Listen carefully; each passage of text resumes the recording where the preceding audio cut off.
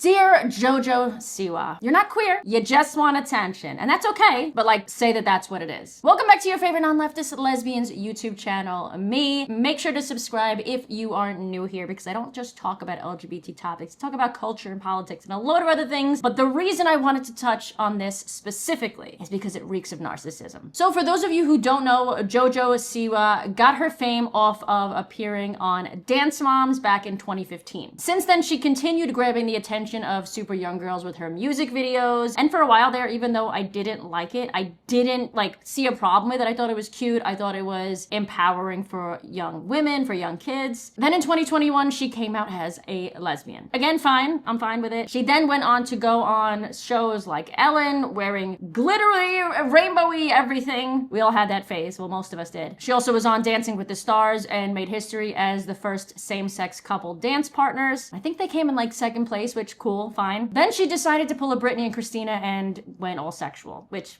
again, fine. You're over 18, fine. Do what you want to do. This is when she started to piss me off, though. In 2024, she was quoted as saying, "Nobody in my generation has done anything this dramatic of a change," which is a load of shit. Also saying that she created a new genre of music, gay pop, which again, narcissism starting to hit me, get me a little pissed. Because girl, have you ever heard of, I don't know, Troye Sivan, RuPaul? Tegan and Sarah responded to this in an iconic fashion on TikTok. I wanted to start a new genre of music. And they said, "What do you mean?" And I said, "Well, it's called gay pop."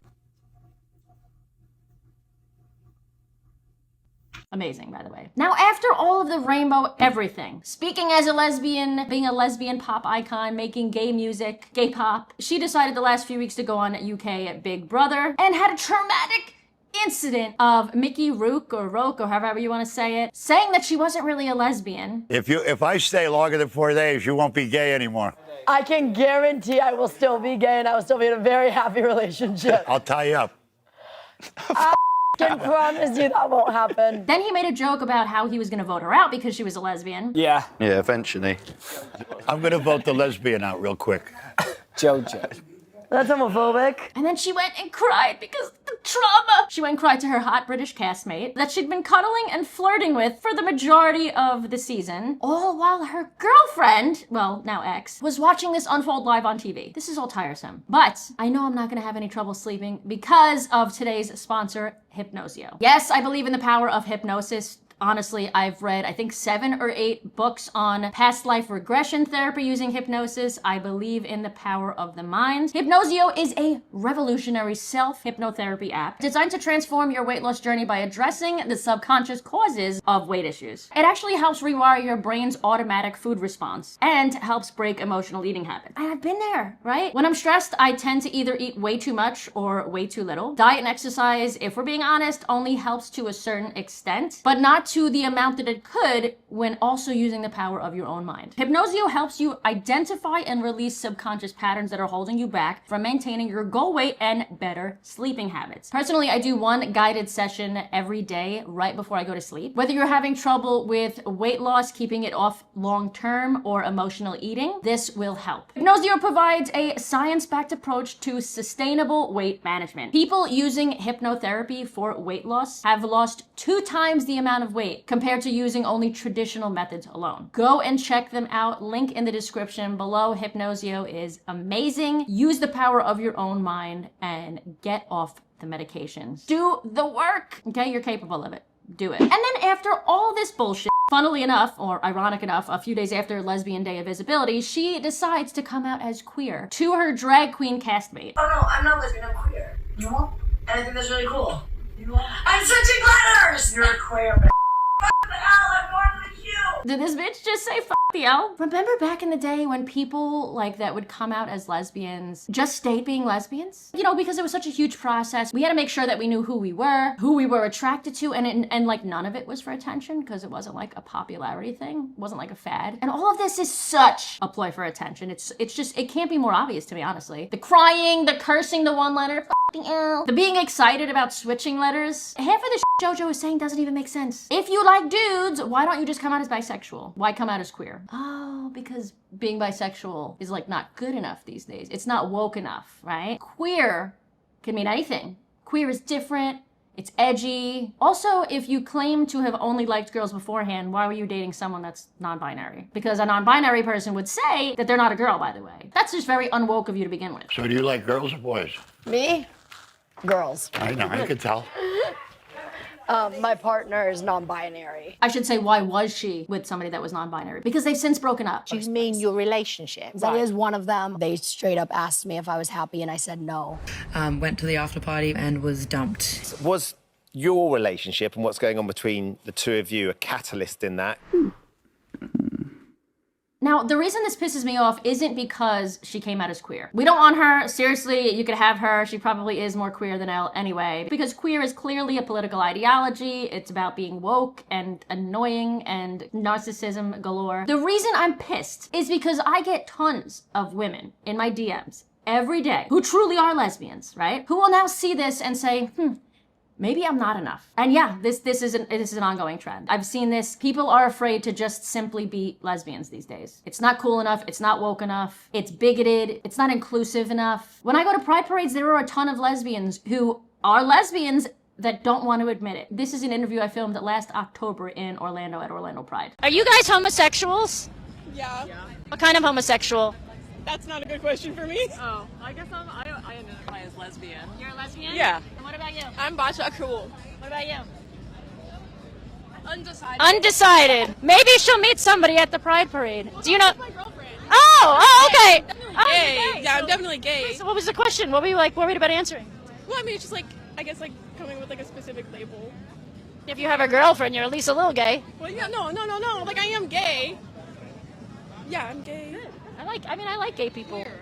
But of course, it is not over yet because JoJo Siwa has now thought about her gender. She's rethinking her gender identity because the narcissism isn't narcissizing enough. Recently, I've had my partner, this best friend, and through them, I've also met 20 people who are identified as non-binary, which is just like, I'm not that, so I just am. I don't know, I feel like them. You know what I mean? I feel like that group of people. Right, just like you're just who you are. I just am, I just exist.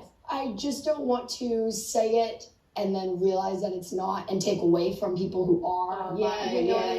I'll say it again. JoJo, you are not non-binary. You just want attention. And don't think that this isn't affecting people in the real world. I went to Miami Pride 2 weeks back, and every single person that I interviewed when I asked, hey, how do you identify, would state their gender and pronouns before their sexual orientation, which is what Pride is actually about, like originally about. Sexuality, sexual orientation. How do you guys identify? I'm a cis female, mass non-binary, pansexual. Are you really? You're non-binary. How do you guys identify? She, her. She, her. How do you guys identify? I identify as like anything. I don't really care. Yeah. As anything. Isn't that crazy that everyone assumes I'm talking about gender identity when this all started out as a sexual orientation thing, right? Yeah. What are your identities? Female, she, female, she. I identify as he, him. Yeah. How do you guys identify? She, her. Her, she. The Queer Marxism Project said people who call themselves non-binary are rejecting the gender binary of men and women. Non-binary means no binary. No men, no women. Queer Marxists are pushing these ideas into culture because they believe the gender binary was created by capitalism. And we know that 99.9% of these queer people are Marxists, socialists, communists, what have you. It's all very annoying, very tiresome, very regressive. We see a ton of celebrities getting involved in this, of course. Demi Lovato famously was a they, them for like a year before telling everybody, just kidding, I'm not actually that. Sam Smith and Jonathan Van Ness have been able to keep up with this. Elliot Page as well. A few recent ones include Miley Cyrus, Bella Ramsey, and of course the most obnoxious one of them all, Cynthia Erivo. It isn't easy. None of it is. Waking up and choosing to be yourself. Proclaiming a space belongs to you when you don't feel welcomed. Teaching people on a daily basis how to address you and dealing with the frustration of reteaching people a word that has been in the human vocabulary since the dawn of time. They, them. And because of this all, queer has become a fashion statement, a fad, a load of bullshit. All the celebrities' kids are doing it now. Honestly, it's because nobody wants to be rich and not oppressed in some kind of way. I mean, we now have Rosie O'Donnell telling the world that her kid is non-binary and that she's fled to Ireland to escape the reign of Trump. Yes, as you know, some people entertain the idea of moving abroad after the 2024 election. You actually did it. Tell us about your experience so far, and do you have any regrets? I have no regrets. Not a day has gone by that I thought it was the wrong decision. I was welcomed with open arms. I knew after reading Project 2025 that if Trump got in, it was time for me and my non-binary child to leave the country. Although I was not one of the celebrities who announced that that's what I would do, I made the decision within my family and my therapist, and should he win, and then when he did, we made the plan into action, and we were gone before he was inaugurated. By the way, in another interview, she actually tells us that her kid is autistic. Do you remember how many times we've said that we noticed that we think that a lot of these non-binary and trans people are actually just autistic? Like, a lot. Disbanded the Department of Education. And I have a child who has autism, and that child will be denied services, and many autistic children. By the way, new video on gender and autism coming very soon. If you have not already, make sure to subscribe so you are the first to see it when I post. Either way, we know this is all political. Show me a non-binary or a queer person that did not vote blue or progressive or, I mean, regressive, really. Oh, it's not regressive, you say? I completely disagree. This is why shit like this is allowed to happen. Happy Lesbian Visibility Week. Praise your butches, kiss your femmes, date a dyke. Why do we have straight up dudes that are probably straight up dudes, straight dudes, being allowed to say the word dyke? Just to be clear, I couldn't care less who says that word, because I believe in free speech and anyone should be able to pretty much say anything and comment on any situation. But in leftist circles, they're allowed to do this, but somehow at the same time, everything else is considered cultural appropriation or some kind of appropriation. We have licensed therapists now talking about having gay men's guide to vaginal. What is it called? To vaginal play. Listen to this. Feeling really excited about giving a talk next month called Uncharted Pleasures, a gay man's guide to vaginal play. This one means a lot to me. Creating space for queer folks, why do they always say folks, to explore pleasure with curiosity, care, and confidence. Blah, blah, blah, blah, blah. My question for you guys is, has this all gotten celebrities and activists more fame and acceptance and love? Or is it just pissing more people off? Because honestly, I would say the latter. This person on Reddit said, as gay bros on Reddit has gotten wind of this obscene absurdity, suffice to say, the gay bros aren't impressed. Somebody else said, will you be giving a talk instructing straight men in the uncharted pleasures of penis play? The truth is, they probably will and have at some point in their career. All you have to do is call this queer sex and not gay sex, and more people than not won't be offended anymore. Like, it's okay. And yeah, there have been a ton of articles also telling lesbians how to be okay with, like, navigating into the world of penis. I can't even say that without, like, but the funniest news of this entire week has to be the absolute meltdown of Starbucks employees over their new dress codes. And yes, before we watch the clip, these people all do look like they work at Starbucks. Something that Starbucks loves to do is allow partners to be themselves, or whatever that PR that they want to push. I don't understand how that's in good faith of letting us express ourselves. I don't understand how that's supposed to embody craft and culture and bring us back to that coffee house kind of vibe that Starbucks is asking for. This is not a legal action that Starbucks is taking by unilaterally deciding what the dress code is going to be and then creating this so-called feedback session where the dress code's already created and we're just expected to let off some steam and still accept it. Lying down. This isn't a feedback.